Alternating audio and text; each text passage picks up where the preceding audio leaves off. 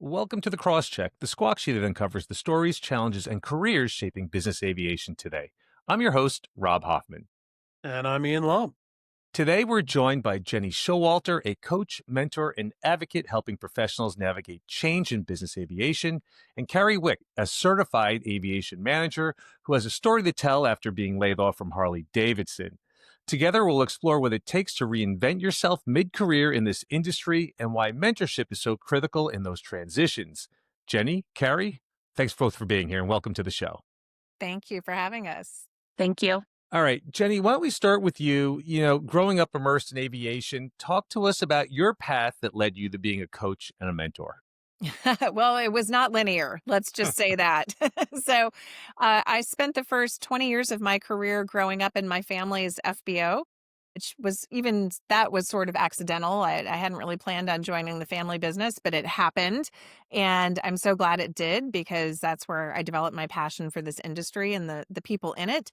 And then I went on to recruiting after the sale of our family FBO when it was 70 years old, about 10 years ago, and worked in recruiting for about 5 years until the pandemic hit.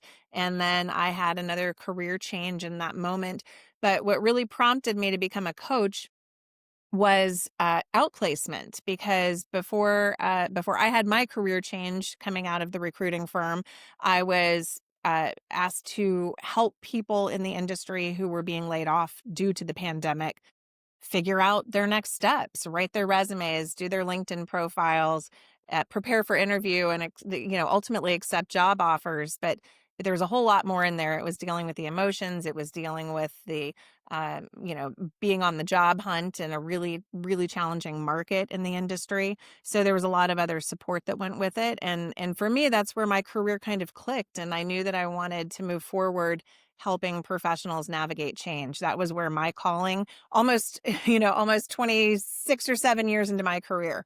That was when I found my calling and when I knew that that's what I wanted to do. And with the help of my husband, we were able to launch this business and I've been lucky to do it for the last 3.5 years.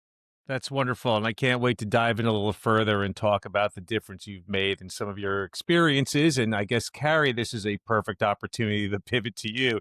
Can you share with us about your journey that led you to Harley Davidson and beyond? Sure.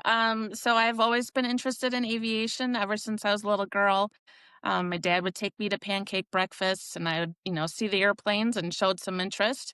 When it was time to select a career, then I started to go into aviation. So I got my private pilot's license and instrument rating during college. And then I actually ended up working in an FBO for about 10 years and then went to a 135 management company and then eventually ended up at Harley, where I was for almost 10 years. And then, unfortunately, last August in 2024, we closed our department unexpectedly. So that's why I'm here on this podcast. So, just out of curiosity, and it just seems like such a great place to work at Harley Davidson. I can imagine a lot of people are really jealous, but this is the classic getting laid off, due to measures beyond your control. So, how did you wrestle with that question about what's next, in midway through your career? Oh my gosh, it was very hard. I would say that I am still actually kind of grieving, even though it's been a year. Harley was a great place for me to work. I grew so much in that career. I got my dispatch license, my CAM certification. So when it happened, it was, a complete surprise. And I luckily knew of Jenny. So I immediately reached out to her and I was like, you know, can you help us? I had a whole team that was, out on the streets looking for work. So I quickly worked with Jenny and we got started right away. Jenny, can you talk to us about the process, from your first conversation you had with Carrie, how you got her over the hump, and how that applies to other people who are in a similar situation? Sure. Let me first start by saying Carrie was nimble, even in the midst of just that awful news that, again, she still said she's still grieving from. But she was really nimble for one reason. She had a really strong network. And because she was well networked, she was connected in with me in a moment when I had something that I could do to help her. And so she reached out to me, I believe, first on LinkedIn. We quickly set up a conversation and figured out a way that I could support her and anybody else on the team that wanted to. And one of the first things that I do when somebody comes to me with job loss, especially that immediate job loss, first you have to check in on the emotional side. She's right. Job loss is one of the key triggers of the grief process. The same grief process you experience if you lose a loved one is what you experience when you lose a job, especially one that you love and one that you lose so suddenly. So we have to work through a little bit of the emotions, but we also are in a place right now where you can't move forward as a professional unless you have a resume. And so resume is one of the first places that I start when I start with working with somebody new, because it's a really great way for them to remember why they're such awesome professionals. Because, job loss of any sort, no matter why you experience it, it's kind of a ding to your ego, right? It doesn't feel very good. And so writing the resume and working with someone to, really hone in on what are your top skills? What are the things that you love to do? What are the things that you want to do? It can help them start that process of healing and refocusing. So that's usually the first step when I work with anyone. A, because they can't get another job without it, and B, because there is some healing that happens through that process. And then we move forward through, updating LinkedIn, doing interview prep, and then, working together to help identify potential job opportunities, navigating the hiring process, which is really hard. It's really hard and complicated these days, all the way up through and including accepting a job offer and negotiating a package that you're happy with.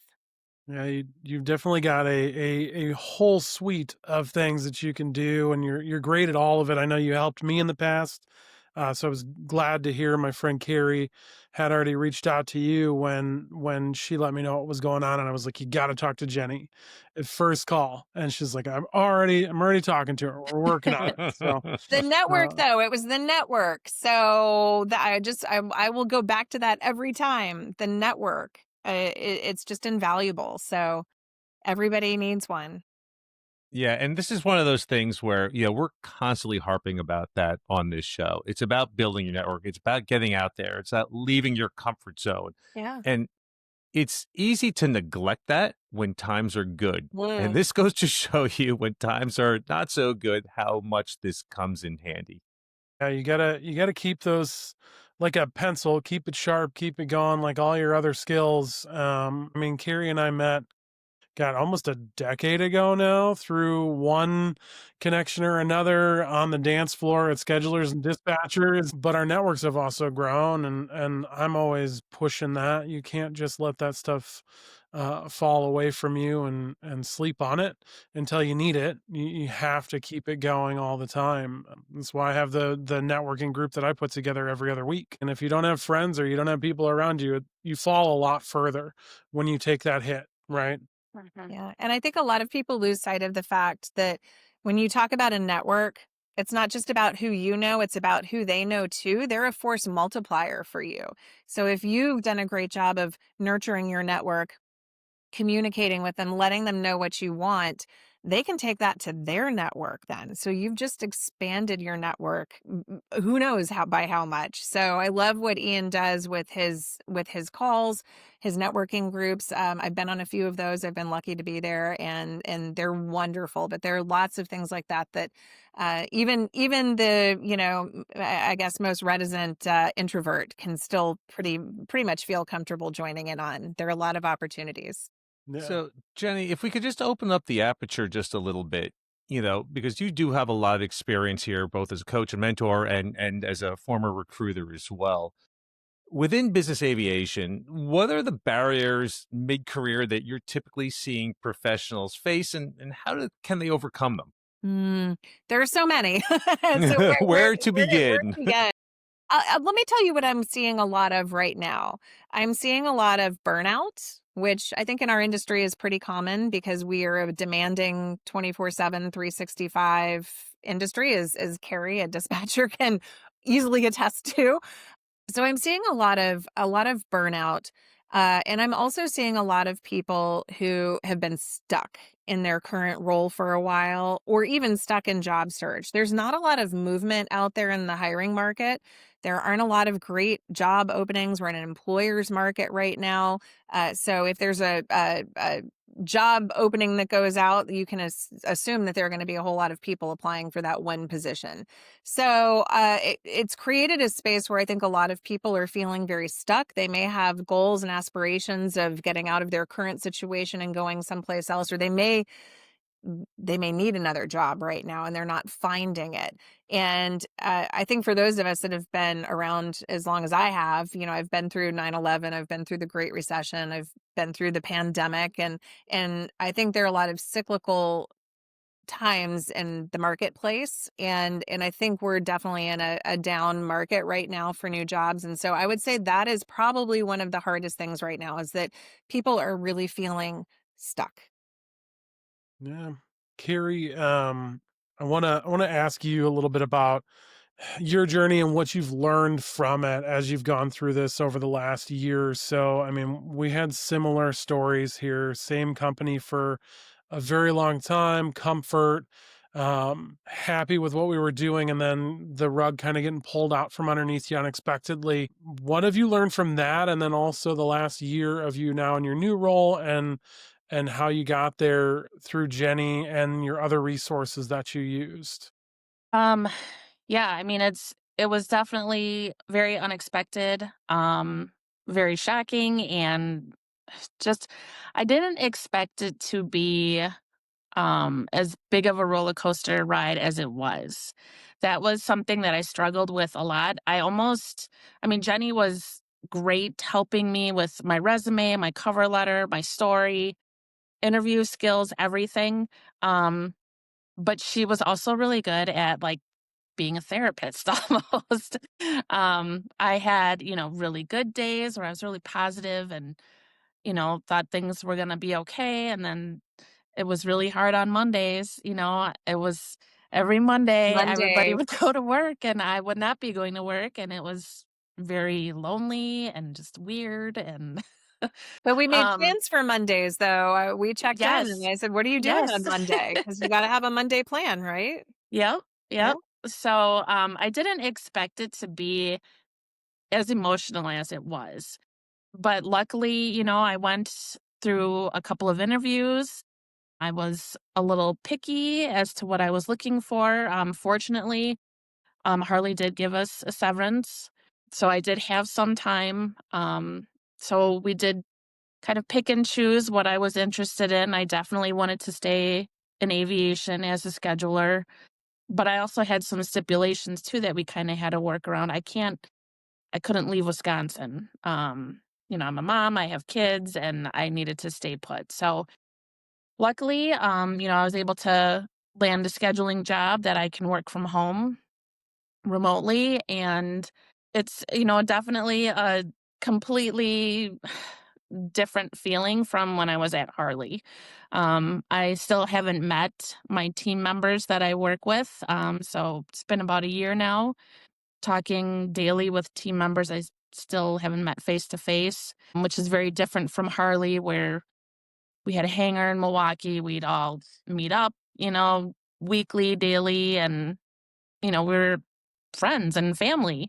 So that has been kind of hard to adjust to.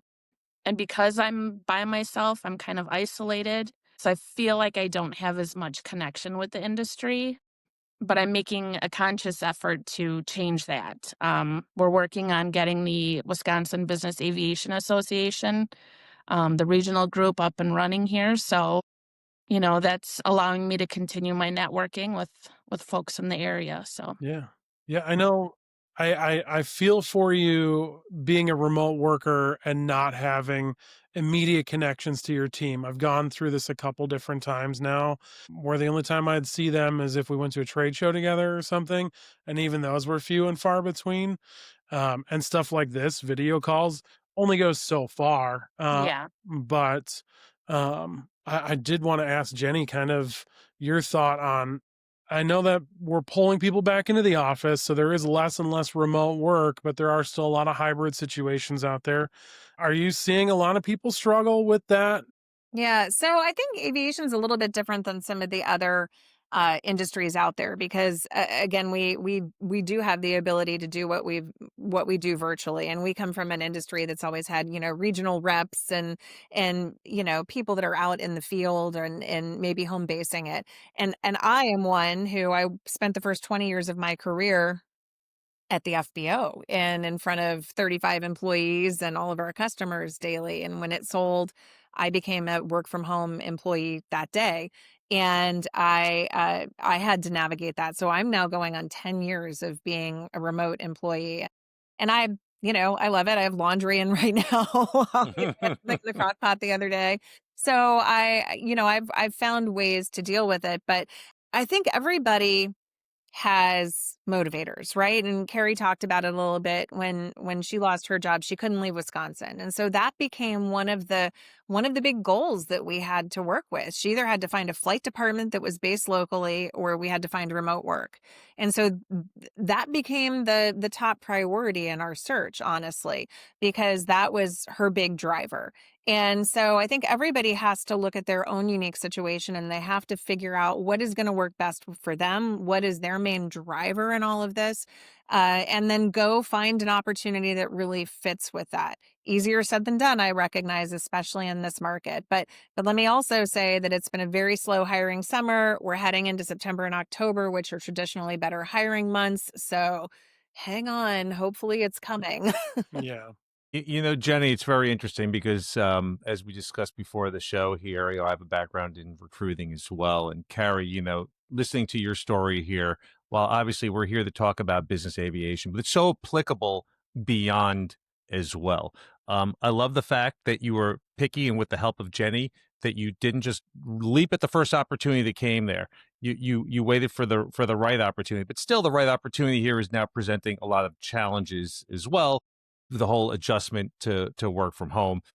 I know Jenny obviously has been doing it for 10 years. I also have been on and off working from home for quite some time. There's an adjustment period, and it's amazing how you get all this free time back. The ability to connect with your kids and do some stuff with your kids is greatly enabled when you work from home. When I was working 10, 12-hour days at the office, forget it. It's like my kids were, I don't want to call them an afterthought. Of course they aren't, but I was treating them that way because I barely got to see them. At least that's the way they were probably looking at me. So it's kind of a gift in a certain way, but it can get lonely. But this is kind of really neat here that you're leaning into the networking aspect, that Ian is always leading the charge on this, that you have the ability to kind of connect outside of work. You have to be proactive about it, right? So that's a really important thing as well, I think, to supplement if working from home, you're missing that kind of just human interaction. So, another thing here, which I dealt with when I was a recruiter, was people who have had staff positions for their entire careers and then suddenly are laid off, right? And it's this massive emotional hit for a lot of reasons, both the social aspect and the monetary aspect as well. But there's some advice that I always gave to people, and I meant this sincerely. And I said, good people will always end up on their feet, but never on your own timeline. So it's never going to quite work out the way you'd love it to work out. But if you're talented and you're a good person, you have a legitimate skill set, you will find something eventually. And I think that's almost why this patience to wait for the right role can be so challenging at times. And I think that's also great why we have a mentor to kind of help you along the way. That really can be an added bonus. Yeah, Rob, that's excellent advice, and I would add to that between when I was still working for the recruiting firm and I was doing outplacement there, and then some outplacement that I've done on my own, I've about 100 people in this industry that I've helped through job loss since the pandemic. And one thing I've learned is that you don't know in the moment why something didn't work out. There's usually a reason, and it'll usually reveal itself to you if you're just a little bit patient. So things do have a way of working out for a reason.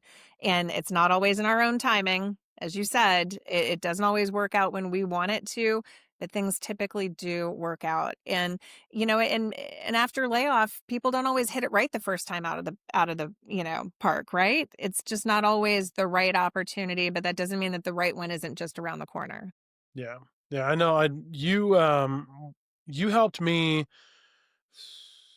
coming up on 3 years now, when flying cut the rug out from underneath me after taking over my previous business, and worked and worked and worked for 3-4 months to find the right role. Stepped out of my comfort zone and did something different for a year and a half and realized it wasn't quite the right fit for me. And then I reached back out, and you retooled some things for me, helped pump me back up so that I could find the role that I'm in now, that I'm much, much happier in. And I think that you hit the nail on the head there. How many people are in that position where maybe they didn't quite get the job they were hoping, but now they're starting to sniff around or put their ear to the ground to listen for something different? Or are more people in that position reaching out to you for help before they are kind of forced to transition mid-career, or are already starting to think about that? So what I've learned is that people usually reach out of desperation. It's rare that somebody comes to me proactively. Usually we're in some kind of triage mode because something's happened or something's about to happen or they're about to break. And so I preach about being a prepared professional, having your resume, your skills, your network always in check, and being they should all be living, breathing things that you're constantly working on. And easier said than done, right? And I probably pay a little bit more attention to that because I've seen it. I've seen so many people in need of that. So I would say most people that come to me are in some sort of immediate need versus strategy. That doesn't mean it doesn't happen, and I appreciate those that do things strategically, because you never know what's going to happen. And I've seen through all the flight department closures our industry has experienced over the last 2 years, like almost 20 legacy flight departments. I mean, if you totaled up the number of years that they've all been in existence, I mean, it's significant. And if I had a nickel for the number of times I heard somebody say, I never saw it coming. I never saw it coming. Yeah. Nobody's going to take responsibility for your career other than you. So that's why I tell people to be prepared, because you never know what's coming, and it's really your responsibility at the end of the day. You kind of feel guilty, I suppose, if you're looking proactively, though, when you're trying to stay committed to your current employer, though, right? So it's kind of a hard line to draw and figure out, but always at least, That's the loyalty piece, though. yeah, And, I would argue, because I've seen it in real time, that loyalty is not what I grew up with. My family built a 70-year-old business, third generation business, out of loyalty. That's what the foundation of our business was. And that type of loyalty doesn't exist anymore. And it doesn't exist from I employees to agree. employers or from employers to employees. So they'll both walk away without second guessing it. So I do respect that, and I do have people that come to me that are very cautious, that say, I don't want my current employer to know. Well, everything I do with them is confidential. So they're not going to hear it from me, and I do appreciate that loyalty, but I always ask, would your company be as loyal to you as you're being to them right now? Yeah, it's not typically a two-way street on the corporate level. You can have wonderful individuals, obviously, within a corporation, but the corporate structure is still what rules the day. You will find that kind of loyalty in family-run businesses, but yeah, it's just not this two-way street. I obviously we both have the same Yeah. perspective, Jenny, Yeah. but I concur 100% of everything you're saying right now.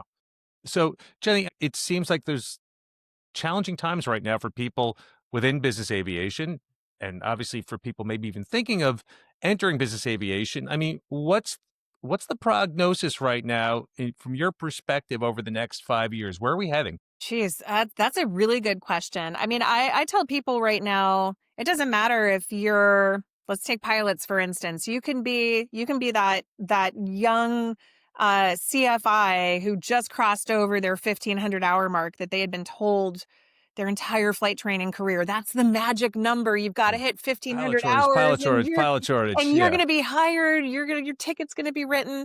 you can be that person, or you can be the really highly experienced G700 international captain, loads of experience, worked with Fortune 100 companies, and you're still having the same challenges finding new jobs right now. I mean, everybody is having the same challenge, and it's the airlines, it's world events, it's the economy, it's like all of these ingredients. And until some of the ingredients change, or something, something has to be different in order for the market to loosen up a little bit. And we're just not quite there yet. I certainly would hope, when it came to pilot shortage, you just mentioned, I think ultimately, as we look long term, there probably is a pilot shortage, but I think we did our pilots a big disservice by talking about it all the time and making them think that their ticket was written, because they could fly an airplane and there weren't going to be any bumps along the road. Those of us that have been doing this for a long time, we've lived through the bumps, and we know that there are going to be other bumps that we can't foresee. Pandemics, like who would have thought, Yeah. right? So it's a little hard to predict, but I think it's a wonderful industry. There are wonderful people in this industry. It's going through some challenging times right now, but they will not always be challenging in the future. So if you can ride it, like many of us have learned how to do, I think the benefits far outweigh any of the turbulence that you experience. And Carrie, from your perspective, do you have anything to add to that? The business aviation industry, I mean, yeah, it is bumpy at times, but for me, there's no other industry I'd rather be in. Everybody is so friendly and helpful, and it's just phenomenal to be involved in it. Yeah. There's certainly a lot of good people here, and I can tell you from every guest we've ever had in the show, and this is all always Ian's connections who brings them in. It is a wonderful group, and I can tell you from my background in the entertainment world as a producer, much more cutthroat. You do not get these kind of people over there. Obviously, once again, there's some terrific people, but it's a much tougher business. I think every business is tough, and you have those ups and downs, and we're obviously going through some choppy water right now with business aviation. But in the end, the soft landing is this whole group, the cohorts that you're working with here, I think are really, truly exceptional. Yeah. All right, folks. So we're coming up on time right now. Jenny, can you share with the folks at home how they can reach you? You have your own consultancy, and I'm sure some people have some questions that they would have loved to have asked through this podcast, and maybe they can do so directly. You got it. So they can reach me at showalter.com, which is my website. There they can sign up for a free 15-minute phone call if they'd like. They can also find me on LinkedIn, Jenny Showalter. I'm pretty active on LinkedIn, and that's a great way to connect with me as well. Wonderful. Well, Jenny, Carrie, thank you so much for being on the show. Yeah. Thank you. Thanks for having us. And thanks both of you for sharing your stories and your perspectives. Jenny, your mentorship reminds us of the guidance at the right moment can truly be a life-changing event. And I guess Carrie would second that. That's it for this episode of The Crosscheck. As always, if you enjoyed the show, be sure to leave us a review, like, and share it with a friend. Stay tuned as we've got more stories coming your way from the flight deck of business aviation. Thanks for listening.